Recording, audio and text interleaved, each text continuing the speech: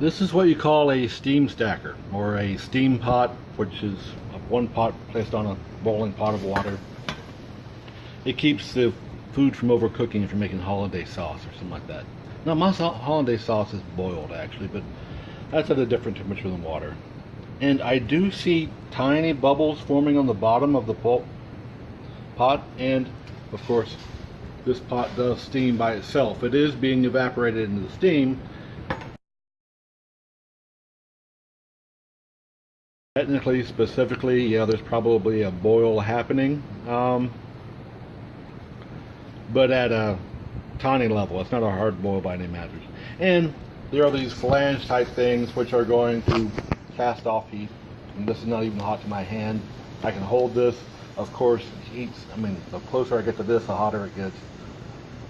And this is evaporating heat so quickly, or dissipating heat so quickly, it's not even hot here, but it is here. So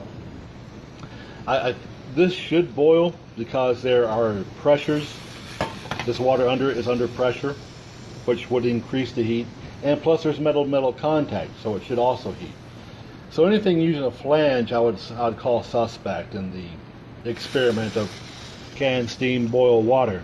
But such as these, this obviously should heat up and should boil, and is close to doing so. There is a latent transform occurring, but no hard boil where there should be. Again, I do see bubbles. There are tiny bubbles down there. I'm not sure if you can see on the video, but you should do the experiment yourself to make sure.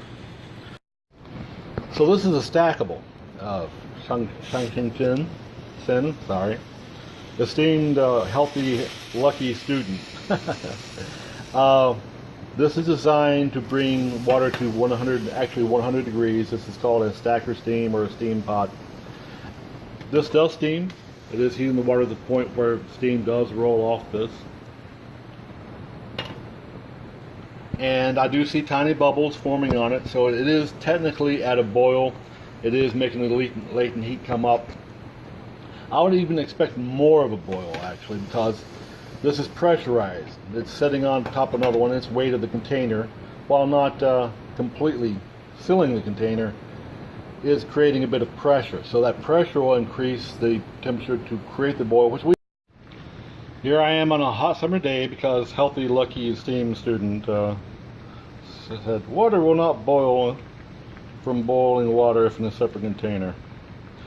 This has almost no exterior radiating heat from the metal itself. I've got 4 screws holding it in at the tabletop and to the bottom. It's gone for a minute. I'll come back in 5 minutes, but after a couple of minutes I am starting to see tiny bubbles form on the bottom of the second container. It's not a rolling boil by any means, but it is a boil. But very slightly so. I mean, if you count bubbles being on the bottom, latent heat is being transferred out. But not the, you know, sassy dynamic rolling boil that's otherwise. It could be argued that there's some heat transfer from these screws I've made a tabletop of it with, but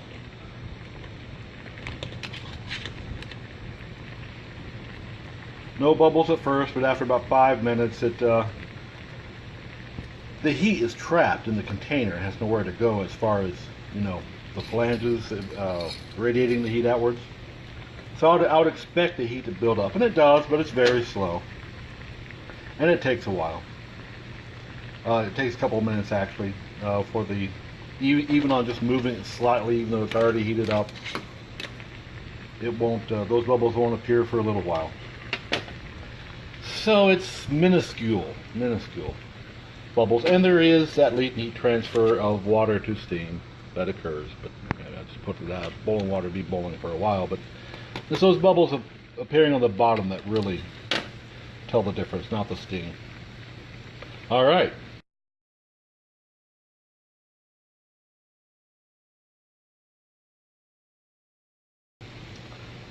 Rolling boil, no. Tiny bubbles, yes. How do you think this answers the question? Anyways, do the experiment yourself. I mean, half the fun of being in the physics is, hey, I got to do something cool or hot. All right, later.